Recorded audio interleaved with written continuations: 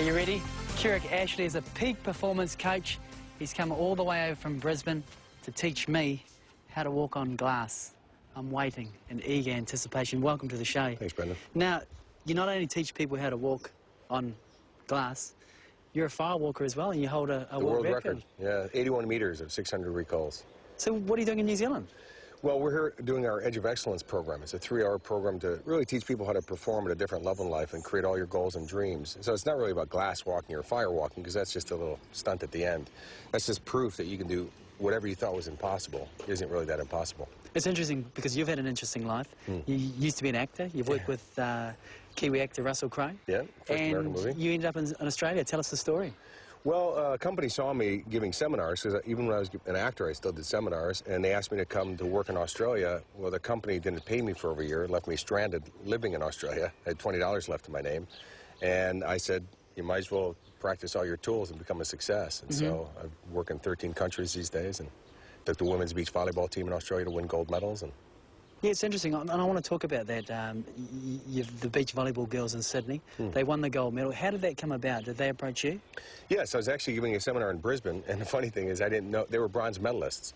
I didn't know that Natalie Cook was in the audience, and I started going on about who here remembers the person who stood on the third box at the Olympics. I mean, anybody ever rush out to buy the bronze medalist book? Yeah. Anyways, seminar's over, and Natalie walks up, and she said, I was on the third box at the Olympics. I was like, whoa, and she said, look, I know you got the skills and tools I need.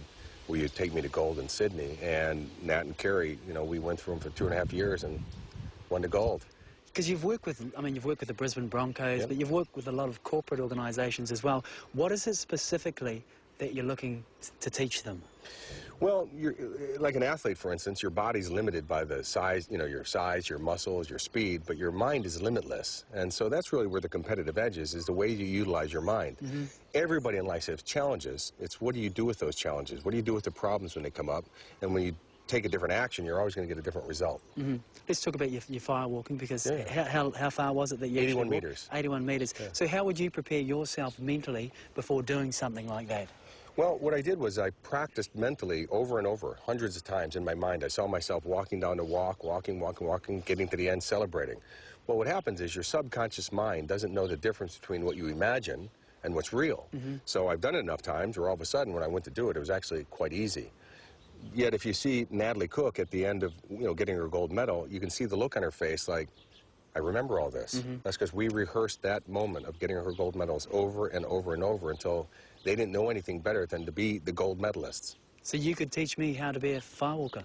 I can teach you how to be a glass walker in about 2 seconds. So what's the preparation for this in order for me to walk across this glass? Well, first I'm going to say don't try it at home, you know, just for safety purposes. It's about letting go. It's about taking each step with certainty and actually enjoying life, because in life there's going to be perils, there's going to be risks. Is learning to let go and enjoy yourself, and you'll relax, and your feet will just mold over the glass. You'll be fine. You'll be safe. Righto. Yeah. Should we go then? Let's go. I'm going to have a go. You want me to go first, or? You go first. You can talk us through it. Yeah, it's kind of like inventing a parachute. You don't want somebody else to try it. It is real glass, people.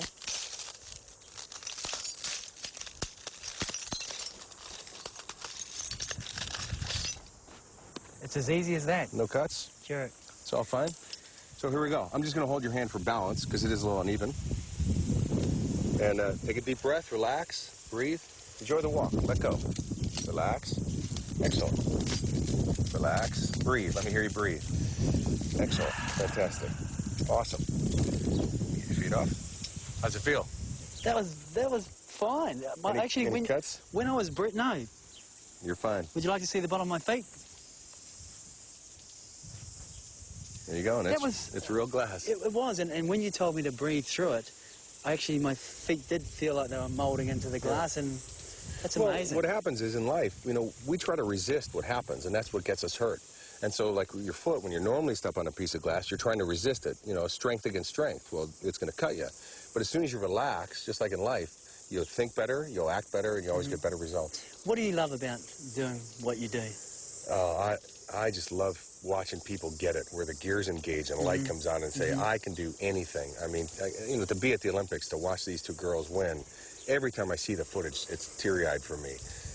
There's people from all walks of life. They quit smoking, they lose weight. We had a woman last year lose 47 kilos after one of my programs. I mean, transformed her whole life because people believe they can do anything they want to in life, and that's the best part of it. So where do you want to take it from here, I guess? Just teach it to as many people as possible, because I think as you look at the world these days, there's a lot of trouble, and the only way it's going to ever get better is for all of us to start taking personal responsibility to enjoy our lives better, because then we'll teach other people to enjoy their lives better. When did you start thinking in this way? Because you're born, you come from Chicago, I came in the from US. I was homeless.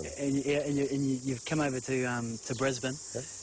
When did it all start that you realised that this is what you wanted to do? Well, the funny thing is I was told by classmates that I used to do it even in high school. They used to hold little seminars in the hallway. But what really happened was when I was an actor, I was involved in a helicopter crash in a Chuck Norris film where 5 guys died and my best friend died. And I started questioning what was life all about. It was very precious. I got myself in a lot of trouble depression-wise, suicidal, drugs, all the rest of those things. And one day when I made the decision to change my life, I realized that if I could do it, I could teach everybody else to do it, because I came from the darkest depths that you can go to having a great life, and that's really what's inspired me. And so I let go of the acting, and my career's been a rocket ride. It's been awesome. Well, it's an absolute pleasure, Kurek, to have you on the show today and to have you in New Zealand. I know you're going to be coming back, and maybe the next time that you come back, we'll walk on some fire. Let's get you I've on done fire. the glass. I'm going to the next level now. What do you think of that, Sarah? I tell you, I'm very impressed. I couldn't believe it because you actually walked quite quickly, but it was interesting when he said keep breathing, because I bet you did want to hold your breath. It was the breathing. I was holding... Yeah, I was a bit nervous in waiting for it, but hey, it wasn't too bad. You should try it next time. Maybe, if I can wear my shoes. No shoes. Bare feet.